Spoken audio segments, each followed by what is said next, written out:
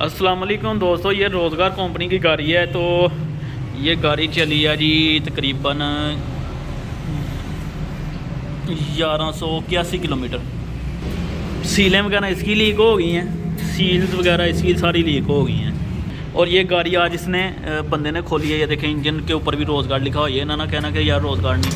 ये local company जितनी भी होती है ना, जो लोकल इंजन लगाती हैं जंक्शन के अलावा, उनके इंजन खुल जाते हैं। ये इसका अब राड वास कर गया, यानी कि 1.5-2 महीने में। टैंकी का कलर तो आपको मैंने बताया था, ये लोकल टैंकी बनी हुई है, इसका कलर ख़राब होना ही होना है। तो वो देखें, वो हो गया हुआ है।